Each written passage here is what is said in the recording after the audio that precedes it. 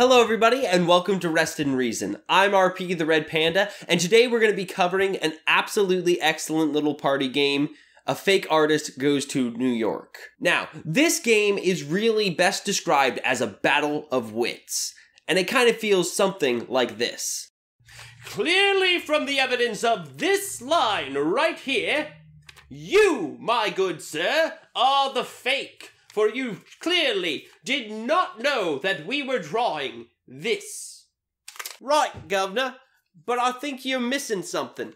You see, right here, we've got ourselves a drawing that could have been made by a fake, but it could also have been made by a man like myself who was simply trying to keep the fake from figuring out what we were drawing. Ah, but is that not also what the fake would say? And therefore you are the fake. Yes, Governor, that is what the fake would say, but the fake would also try to make an intelligent person like myself, who wanted to make this unclear to the fake what we were drawing. They would make that person look like the fake, and therefore you, Governor, you are the fake. You dare to call me the fake when I'm calling you the fake? You rapscallion! Governor, you are definitely the fake. That really gives you a feel of how the accusation phase of the game works. And there's that constant back and forth. And usually you end up with like 3 or 4 people being accused and people voting on various people. And it turns out to be very, very interesting. It's just such a fantastic party deduction game that really makes the whole group scratch their heads and go, did they know what they were doing? Or didn't they? So, second off, in the main mechanic, this game is a social deduction game. Now, in social deduction games, you have 2 different groups. You have the seekers and the hiders. The seekers are looking for the hiders. They're trying to see who is doing something wrong. The hiders are trying to do that something while keeping it a secret from the seekers. Now, great examples of this game would be a game like Mafia or Werewolf. Now let's get down to the nitty-gritty of the review. In replayability, I give this game a 5 out of 5. It's just an absolutely excellent game that you can play over and over and over again. And one of the main reasons for that is there are no cards that tell you what to draw or what not to draw. It's whatever the group imagines. And that means this game can go as far as your imagination can go. Next off in Masterability, I give this game a 5 out of 5. This game is as close to perfectly masterable as you can get. It's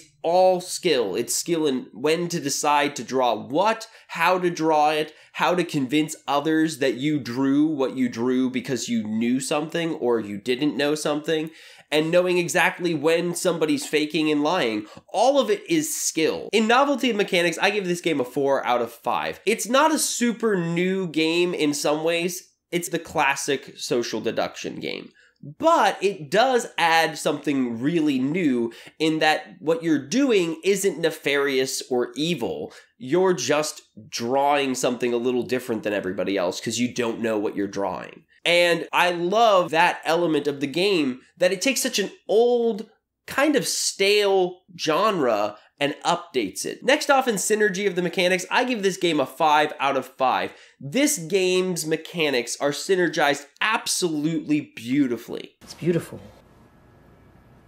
I've looked at this for 5 hours now. It combines that old social deduction feel with the art aspect perfectly, and in a way that you don't have to even be good at drawing things to play this game. This game gives both feels of the social deduction's tenseness with the relaxation of just drawing something funny with your friends. In simplicity of the mechanics, I give this a 5 out of 5. This, just like Flick 'em Up, can be played with basically anybody. If a kid can draw a line on a paper and know what a monkey is or whatever you guys' topic is, they can play this game. It's so accessible. Old people, young people, everybody can play this. And that brings me to the Universality, which I give a 4.5 out of 5. This game is almost universally playable.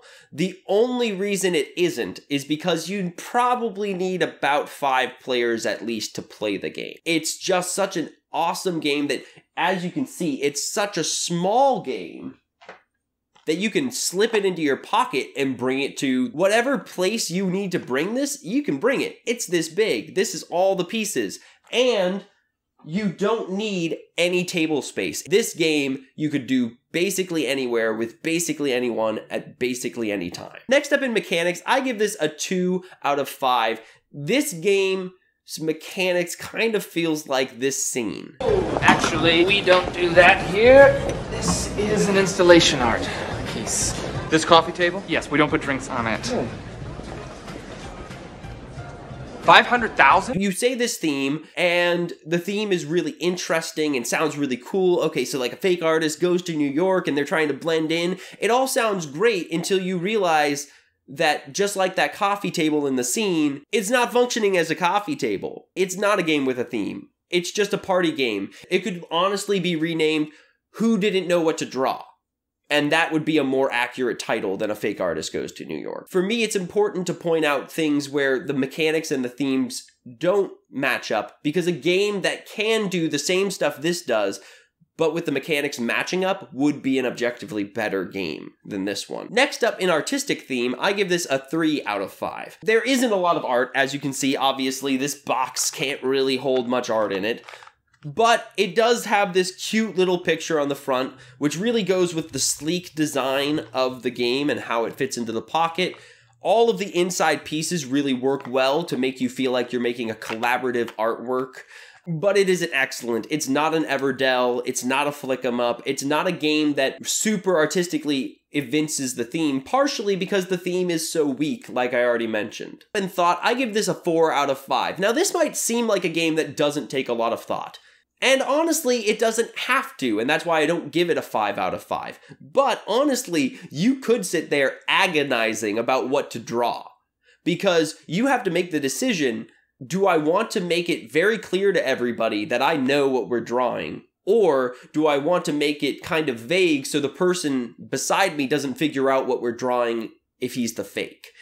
So you're constantly weighing that in your mind, and if you're the fake, you're just trying to make it look like you know what's going on, which takes a lot of brain power. And then when it gets to the deduction round, it gets even more thought-provoking, because you really have to look at this picture, look at each individual line, and go, I think this person's the one who did it, and here's why.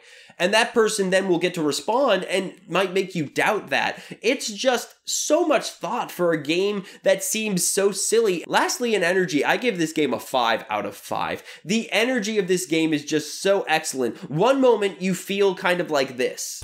Maybe there's a big old cloud that lives right there. And the next moment you feel a lot more like this.